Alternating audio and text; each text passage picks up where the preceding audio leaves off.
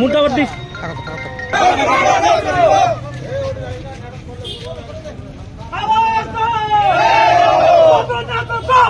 আজি আমি ধুবুৰী জিলা ৰাইজৰ দল সমিতিৰ উদ্যোগত আমাৰ বাঙালীপাৰা বজাৰত আৰু ধুবুৰী লোকসভাৰ প্ৰাক্তন সাংসদ মৌলানা বদৰুদ্দিন আজমলৰ প্ৰতিমূৰ্তি আমি দাহ কৰিলোঁ।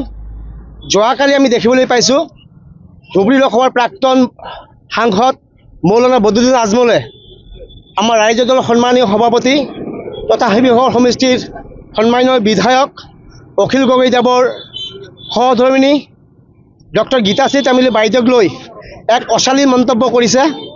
তেখেতক সাংবাদিক বন্ধুসকলে প্ৰশ্ন কৰিছিলে যে অখিল গগৈ সহধৰ্মিনী গীতাশ্ৰী তামুলীক লৈ মুখ্যমন্ত্ৰীয়ে যি প্ৰশ্ন কৰিছে ইয়াৰ প্ৰতিক্ৰিয়া বিচাৰিছিলে।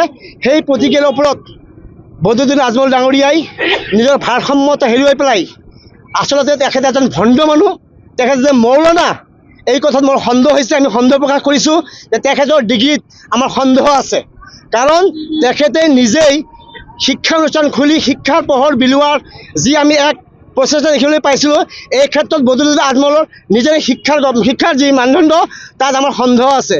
গতিকে মৌলানা বদৰুদ্দিন আজমল ডাঙৰীয়া নাৰী সমাজক চৰমভাৱে অশালীন বক্তব্য কৰাৰ বাবে আমি লজ্জাবোধ কৰিছোঁ। এই কথাক আমি ধিক্কাৰ জনাইছোঁ, গৰিহণা দিছোঁ। আৰু বদৰুদ্দিন আজমল ডাঙৰীয়াই সমগ্ৰ নাৰী সমাজৰ আগত তেখেতে ক্ষমা বিচাৰিব লাগে, অন্যথাই তেখেতৰ বিৰুদ্ধে অনাগত দিনত আমি ধুবুৰীত প্ৰৱেশ কৰা নিষিদ্ধ কৰি দিম। কাৰণ তেখেতে এজন চৰম অশ্লীল ধেমালি কৰিছে। কাৰণ গীতাশ্ৰী তামুলী বাইদেউ ইতিমধ্যে আপোনালোকে জানে ডক্টৰ বি বৰুৱা কলেজৰ এজন অধ্যাপিকা, তেখেত এজন ভাল মানুহ।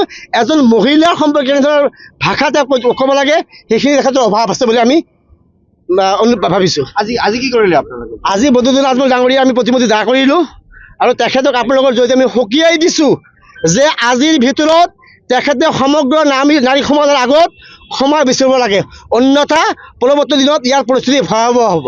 যিকোনো খবৰৰ বাবে যোগাযোগ কৰক 7099017330 লগতে 7099017110 নম্বৰত। যিকোনো খবৰৰ বাবে যোগাযোগ কৰক 7099017330 লগতে 7099017110 নম্বৰত।